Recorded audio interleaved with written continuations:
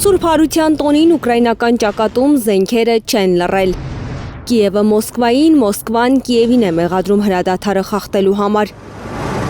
Ռուսաստանի նախագահի անմիջական հրահանգով պետք է դադարեցվեին ռազմական գործողությունները ճակատի բոլոր ուղղություններով։ Կրեմլյում հաստատել են Պուտինի նախաձեռնություններ երկօրյա զինադադարը։ Это была инициатива, именно пасхальная инициатива. Սա մասնավորապես նախագահ Պուտինի նախաձեռնություններ զատկի օրվա արդիվ։ Ռուսաստանի նախագահի գրասենյակից նաև հայտնել են, որ Պուտինը հրադադարը երկարաձգելու հրաման չի տվել։ Պաշտպանության նախարարությունը հաղորդել է, որ այսօրվանից նույն ինտենսիվությամբ շարունակում է ռազմական գործողությունները։ Ռուսաստանի ՊՆ-ն վստահեցնում է, զատկի օրերին չեն կրակել ուկրաինացիների ուղղությամբ։ Այդ Կիևն է հրադադարի մասին հայտարարությունից մեկ ժամ անց գրոհներ ձեռնարկել։ 444 անգամ գնդակոծել է ռուսական դիրքերը եւ անօդաչու թռչող սարքերով 900 հարված հասցրել։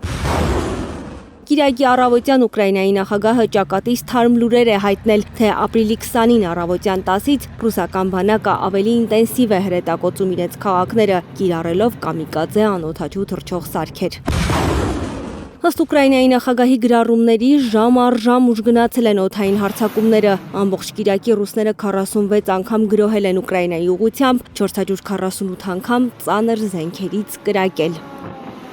Ամենաթեժը Պոկրովսկի ուղղությամբ է եղել։ Հրադադարի մասին Պուտինի խոսքերը դատարկ էին։ Զատիկը հստակ ապացուցեց, որ պատերազմի միակ աղբյուրը եւ դրա երկարաձգման պատճառը Ռուսաստանն է։ Մենք պատրաստ ենք շարժվել դեպի խաղաղություն եւ լիարժեք, անվերապահ եւ արդար հրադադար, որը կարող է տևել առնվազն 30 օր, սակայն Ռուսաստանից դեռևս արձագանք չկա։ Նույնիսկ 2 օրով զինադադարը չպահող հակամարտող կողմերի հետ մեծ հույսեր է կապում Միացյալ Նահանգների նախագահը։